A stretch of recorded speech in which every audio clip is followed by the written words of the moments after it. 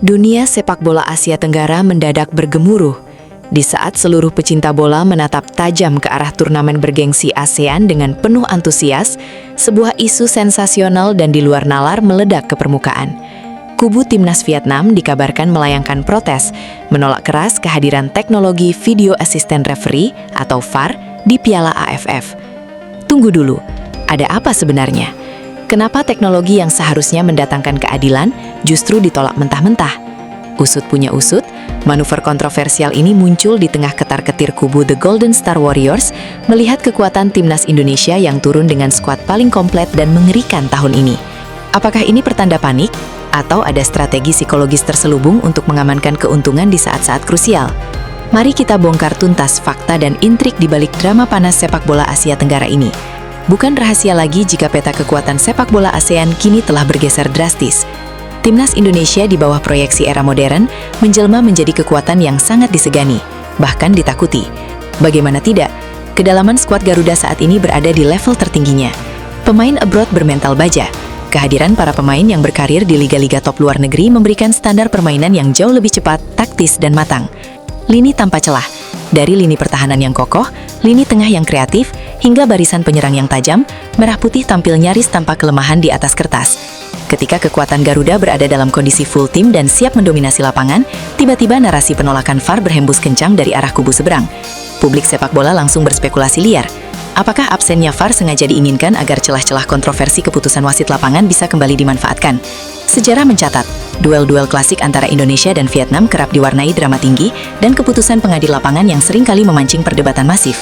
Pertanyaan besar yang selalu menghantui pencinta sepak bola setiap kali Piala AFF menjelang adalah, mengapa turnamen sebesar ini seolah berjalan di tempat dan enggan menerapkan VAR secara menyeluruh? Berikut adalah bedah tuntas alasan dibalik belum meratanya penggunaan teknologi pembantu wasit ini di kawasan Asia Tenggara. Biaya operasional yang fantastis. Implementasi VAR bukanlah perkara murah. Mulai dari pengadaan kamera multisudut berkecepatan tinggi, lisensi khusus bagi wasit, hingga biaya logistik perangkat di berbagai negara dalam waktu bersamaan, membutuhkan suntikan dana yang luar biasa besar bagi konfederasi. Peliharaannya drama lapangan. Banyak kalangan analis menilai bahwa tanpa adanya VAR, tensi pertandingan seringkali dibumbui oleh human error dari wasit. Keputusan-keputusan tipis, mulai dari handsball di kotak terlarang, pelanggaran body charge keras, hingga offside tipis, kerap menjadi bumbu kontroversi yang memicu emosi penonton, sekaligus mendongkrak atensi publik terhadap turnamen itu sendiri. Protes, cywar, dan intrik di luar lapangan bukanlah hal baru bagi skuad Garuda. Menghadapi tekanan psikologis dari tim-tim rival sekawasan seperti Vietnam, sudah menjadi makanan sehari-hari bagi para penggawa Merah Putih. Namun, ada satu hal yang berbeda pada edisi kali ini. Dengan mentalitas yang ditempa di level kualifikasi Piala Dunia, pengalaman menghadapi tim-tim raksasa Asia, serta kedalaman skuad yang luar biasa lengkap, Indonesia dipastikan tidak akan gentar. Baik ada VAR maupun tidak ada VAR, fokus utama Garuda hanya satu, membawa pulang trofi juara ke tanah air. Ketika media Vietnam tak lagi bisa tutup mata. Bukan rahasia lagi jika hubungan tensi tinggi antara Indonesia dan Vietnam di atas rumput hijau selalu diwarnai bumbu-bumbu cywar panas. Dalam catatan sejarah pertemuan kedua negara, kubu Vietnam kerap mendominasi baik secara hasil maupun cara pandang psikologis, seringkali memandang sebelah mata perkembangan sepak bola Merah Putih. Namun, angin perubahan bertiup sangat kencang dalam beberapa waktu terakhir. Gelombang pujian yang datang dari media arus utama hingga para pakar sepak bola Vietnam bukan lagi sekedar basa-basi diplomatik, melainkan sebuah bentuk pengakuan realistis atas fakta di lapangan. Standar permainan yang jauh melonjak. Para pengamat Vietnam menyoroti bagaimana kedisiplinan taktik, fisik pemain yang tangguh, serta kecepatan transisi permainan timnas Indonesia sudah berada di level Konfederasi Asia, jauh meninggalkan standar rata-rata Asia Tenggara. Transformasi total skuad Garuda. Kehadiran para pemain diaspora berkelas dunia yang berkarir di liga-liga top Eropa telah mengubah wajah timnas Indonesia menjadi tim yang matang, bermental baja dan nyaris tanpa celah kelemahan psikologis. Pujian demi pujian yang mengalir dari publik seberang tentu tidak lahir dari ruang hampa. Ketika timnas Indonesia turun dengan kekuatan penuh, full tim, di berbagai ajang internasional, perbedaan kualitas itu terlihat begitu kasat mata. Kedalaman materi pemain. Setiap lini Garuda dari penjaga gawang, benteng pertahanan yang dikawal pemain berpengalaman Eropa, lini tengah yang kreatif, hingga barisan penyerang yang mematikan, memiliki kualitas individu di atas rata-rata pemain lokal ASEAN. Mental kualifikasi dunia. Pengalaman berharga menghadapi raksasa-raksasa sepak bola benua kuning di kualifikasi Piala Dunia membuat skuad Garuda memiliki aura ketenangan sekaligus ketajaman yang membuat mentalitas lawan ciut sebelum pertandingan dimulai. Hal inilah yang akhirnya meruntuhkan gengsi para pengamat sepak bola Vietnam. Mereka secara terbuka menuliskan di berbagai platform media bahwa Indonesia saat ini sedang menapaki jalur yang benar untuk mendominasi total peta kekuatan sepak bola Asia Tenggara dalam 1 dekade ke depan. Mendapatkan pujian dari rival abadi tentu menjadi sebuah validasi tersendiri bagi kemajuan timnas Indonesia. Namun, di dalam internal skuad Garuda, pesan dari jajaran pelatih sangatlah jelas. Pujian tidak boleh melenyapkan kewaspadaan. Menjaga fokus dan kerendahan hati. Alih-alih besar kepala mendengar sanjungan dari media Vietnam, para penggawa merah putih justru semakin termotivasi untuk membuktikan kapasitas mereka di atas rumput hijau secara konsisten. Misi utama di depan mata.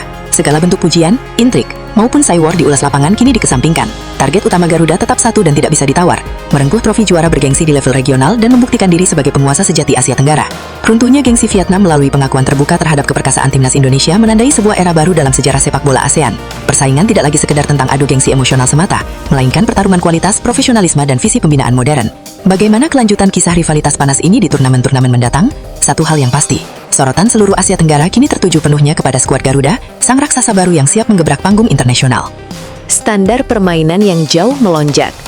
Para pengamat Vietnam menyoroti bagaimana kedisiplinan taktik, fisik pemain yang tangguh, serta kecepatan transisi permainan timnas Indonesia sudah berada di level Konfederasi Asia, AFC, jauh meninggalkan standar rata-rata Asia Tenggara. Transformasi total skuad Garuda. Kehadiran para pemain diaspora berkelas dunia yang berkarir di liga-liga top Eropa telah mengubah wajah timnas Indonesia menjadi tim yang matang, bermental baja, dan nyaris tanpa celah kelemahan psikologis.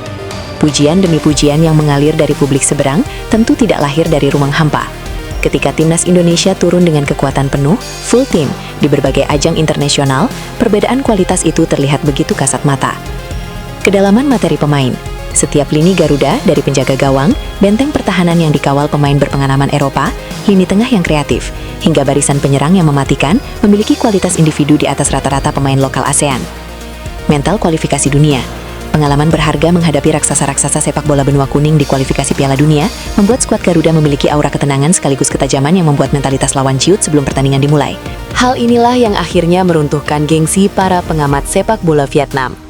Mereka secara terbuka menuliskan di berbagai platform media bahwa Indonesia saat ini sedang menapaki jalur yang benar untuk mendominasi total peta kekuatan sepak bola Asia Tenggara dalam 1 dekade ke depan. Mendapatkan pujian dari rival abadi tentu menjadi sebuah validasi tersendiri bagi kemajuan timnas Indonesia. Namun, di dalam internal skuad Garuda, pesan dari jajaran pelatih sangatlah jelas. Pujian tidak boleh melenyapkan kewaspadaan.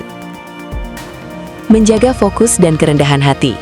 Alih-alih besar kepala mendengar sanjungan dari media Vietnam, para penggawa merah putih justru semakin termotivasi untuk membuktikan kapasitas mereka di atas rumput hijau secara konsisten. Misi utama di depan mata.